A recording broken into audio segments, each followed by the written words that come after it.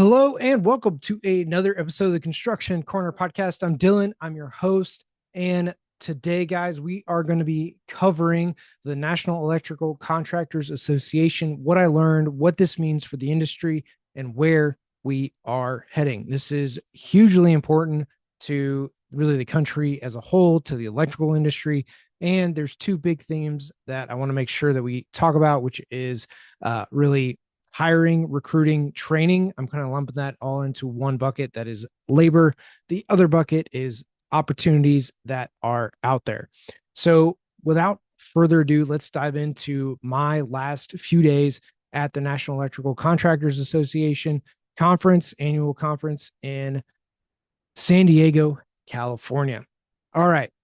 We kicked it off on Saturday. They had a big party, shut down the street, had a big party for everybody out there, which was really cool.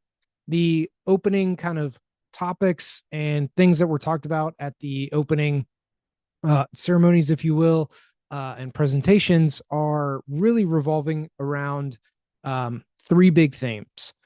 One being there are more electrical projects and the multi-trillion dollars worth of projects that are going to be coming down the pipe over the next few years. Purely electrical. This is solar, this is EV, battery chargers, and energy storage projects. Those are going to be huge for the electrical industry and really for the country as a whole, right? There's a lot of things that go into that. The manufacturing of conduit, pipe, wire, breakers, all the electrical gear that goes into it, the solar panels, the batteries, all the battery equipment going into it, and then electrical charging, solar. So, I mean, huge industry, huge opportunity over the next probably 10 years, but there was a lot of numbers thrown out on how long this could really be going. Conservatively, over the next decade, we're talking like a trillion, 10 trillion. I don't know. It's big. Like trillion was thrown around a lot at this conference. So we're talking trillions of dollars that are going into the economy, specifically for electrical projects, solar, battery chargers, and EV chargers, and then energy storage projects as well. So we got build plants. We need more electricians. We need more people in distribution. We need more manufacturers reps. We need more project managers. We probably need more dirt workers, right? We need more throughout the entire electrical industry. That was really the biggest topic, right? How do we hire, recruit, train, retain talent? How do we deal with the succession planning and people looking to retire? What does that look like for the company? This a lot looks like putting processes in place to train people, to teach people how you do things, both on succession and on just recruiting, retaining, training, and keeping the people that you want on your team. So huge deal all around on talent acquisition, talent retention, and how do we do that? Training is going to be the number one thing.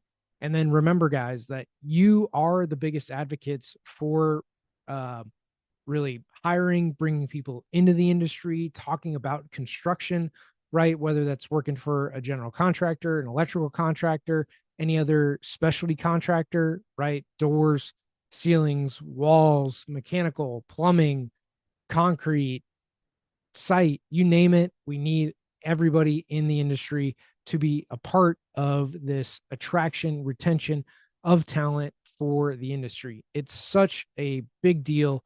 And really, we want everybody to be a part of the attraction, retention piece of bringing people into the industry and then how we help them through it. So again, those are like the two big topics that were talked about at NECA was bringing people into the industry, how do we retain them, and then all the project opportunities that we have moving forward. And I think that pretty much stays no matter how the election turns out here in a few weeks.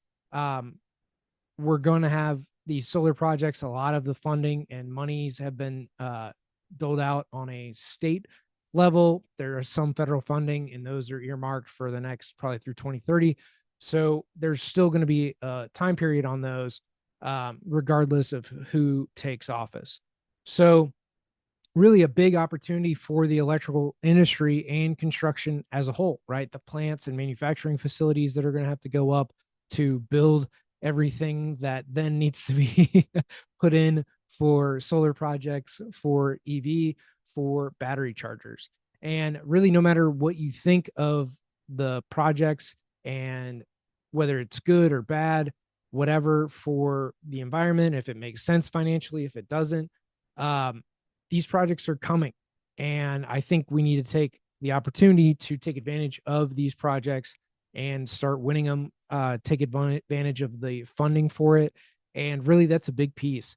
There's a ton of funding for solar projects, for EV chargers, for a lot of these to where the math really will pencil out because the federal government is going to underwrite it. There's grants for it. So there's no real ROI that's needed on the projects because the funding is going to take care of most of the project to where you don't actually have to make it make sense mathematically because half of it's getting paid for, which then obviously makes it ROI positive for the project. It shows return and is profitable for everybody involved, for the owners, for the contractors, for everybody doing these projects. So those were really my big takeaways on NECA is really the stuff I've been talking about for years. Have your systems and processes dialed in so that you're able to attract, retain talent. Like having those systems in place, knowing your job descriptions, what they're actually doing, pulling out those job descriptions to talk to folks about, hey, this is what we said and agreed that you're going to do in this job. So you might as well like do that, right? But having those job descriptions, going through them frequently with your people, not just at the annual review. Um, Hiring based on core values, huge.